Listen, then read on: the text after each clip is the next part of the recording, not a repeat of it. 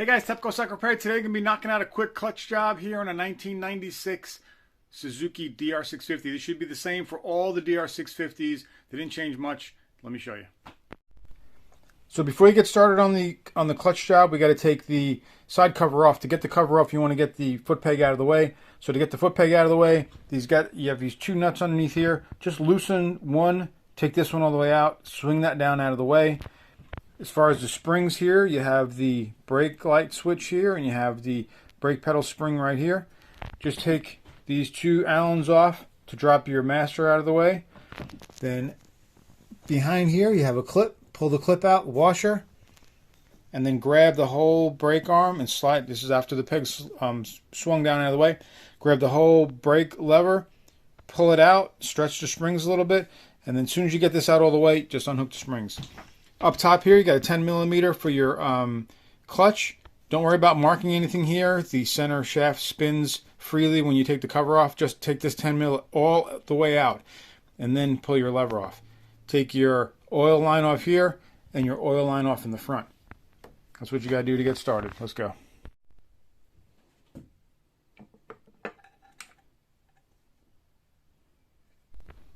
Alright, so with the clutch cover off, it's this whole side right here. We're going to pull the clutch, the pressure plate here. Now this is works a little different than some of them. Some of them push in and release everything. This one here has the gear here. When you actuate your clutch, it rotates your clutch arm right here that's on the side clutch cover. And if you watch the gears in there, they just turn. This thing just spins.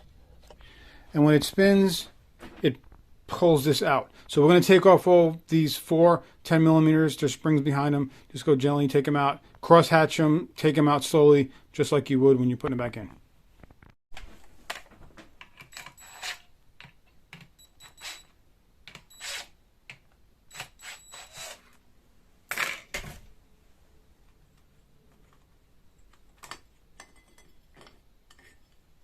All right, and this is how your clutch plate is going to come out. Piece in the center right here. This is, all right, it just comes out of there. You got a bearing in here. Make sure all this stuff is smooth so you got good clutch actuation and everything. It just spins smoothly. All right.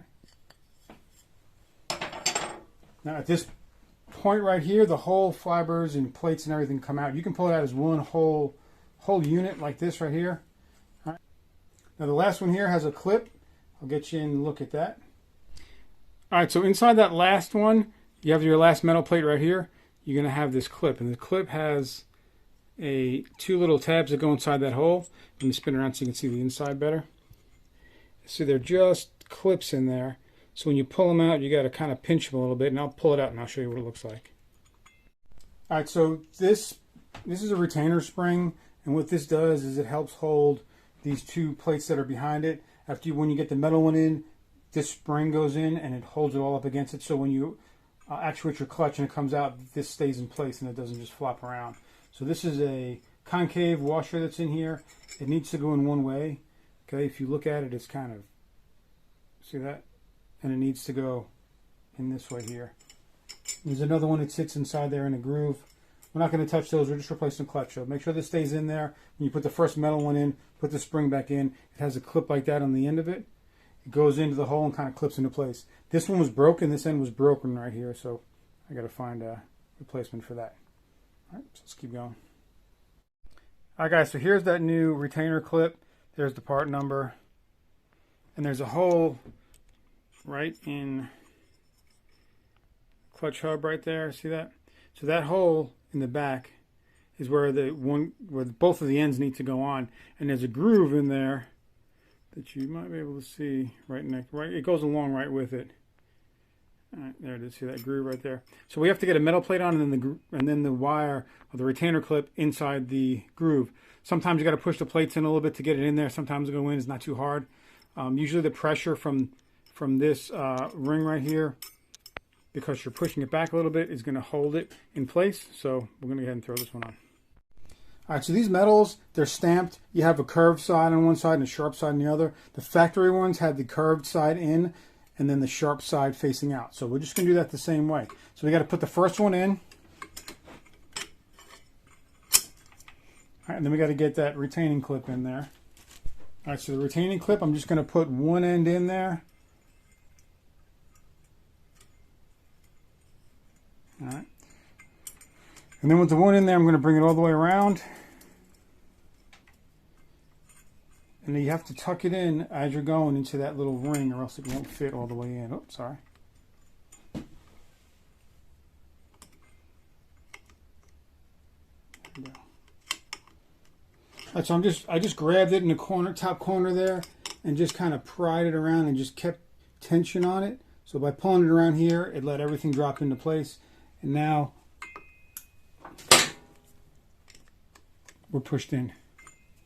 Right, you can see it's pushed in the hole there on both sides, and then underneath, both of the springs are inside of there, or the ends of the clips. So then just give it a look around and make sure it's tucked into the groove all the way around. And then we're going to start putting the rest of it in. You can see how it's sitting inside the groove, and it'll hold that one up against that tensioned washer that's in there, and we're good to go. So at this point here, we got fibers and metals all the way out. The fibers have been soaking in oil, so we're going to go fiber, metal all the way out.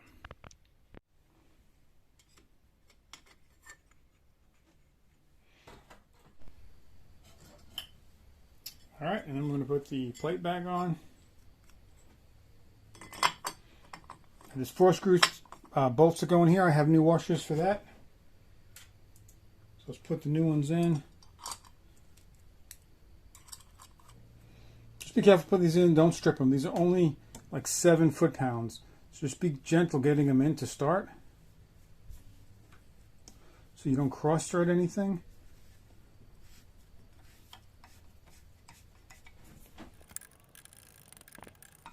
I'm going to get my inch-pound torque wrench out, and I'm going to torque it. These are 10 Newton meters or 7 foot-pounds. 10 Newton meters, 7 foot-pounds on these. Very light. Don't over-tighten these. I've seen these strip before.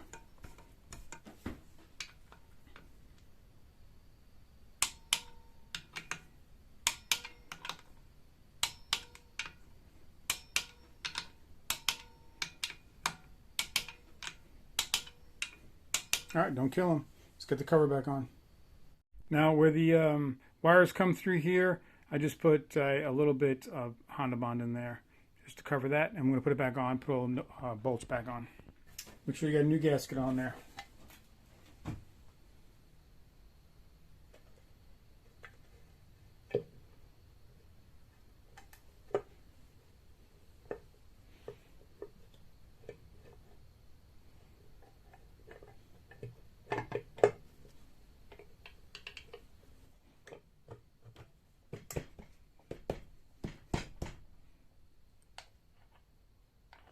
Alright guys, so putting the cover back on, there's a couple of things you got to pay attention to. There's a bunch of bolts in here, and they're different sizes. If you threw them in a bucket and you don't know which way they go, it's pretty easy to figure out, and I'll show you what I mean. So this one right here is a longer one, okay? So this is one of the longer ones. If I stick it in here, it goes all the way in, leaves about that much sticking out.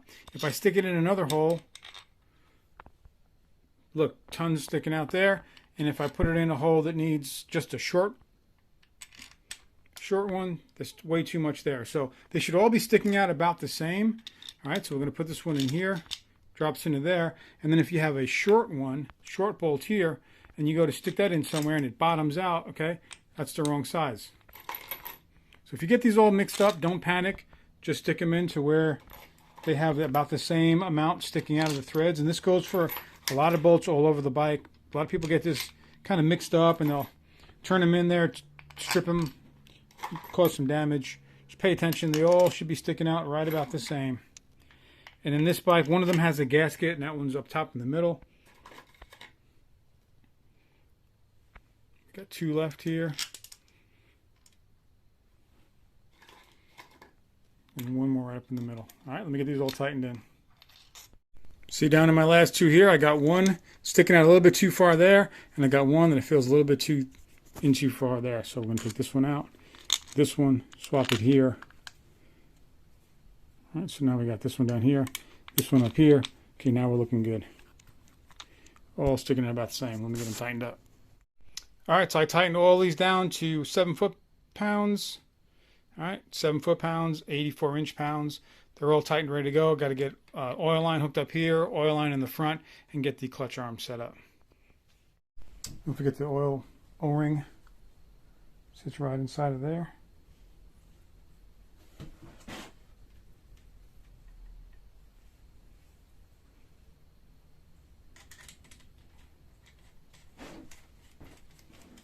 As far as torque goes, these are 7 foot-pounds, and this is 14.5 foot-pounds. Use an inch-pound torque wrench for both of these. All right, so with this arm right here, make sure you grab the center spline. Because it just spins, there's not really a point for it to go in. So when you get everything on, take that spline and turn it all the way counterclockwise, and then take your arm here and pull it all the way clockwise as much as you can, and then slide it on, and then you'll be in the right place. If you don't do that, when you go up to grab your clutch lever, you'll have no lever feel. It'll just spin until it makes contact. So we're good to go here. Let me get this tight. All right, got the lever adjusted. Make sure you have some free play in there. And this heavy duty springs, I'm not a fan, but that's what's in there. Looking good. All right, and then from here, make sure you fill it back up with oil. Put in 2300 cc's. Keep an eye on the window. Get it up to level. There's a high and a low in here. It's a low and the high. So fill it up to the high. Run it a little bit, and check it again. All right, guys. So that's all there is to the clutch swap on these DRs. It's pretty straightforward. Nothing real crazy. It has the heavy duty springs in there. Some people need them, some don't. It just depends on what kind of riding and stuff you do. I'm not a big fan of them. I like the stock springs. I like it to be lighter. I work the clutch a lot and like a lighter clutch feel. So, but that's all there is to it, guys. Hopefully this helps you out. Please hit the like button, subscribe, hit the bell for further notifications, and make sure that you keep up on this build. I got a lot of stuff going on this bike. You're going to love it. Stay tuned. Till next time, Tepcocyclerepair.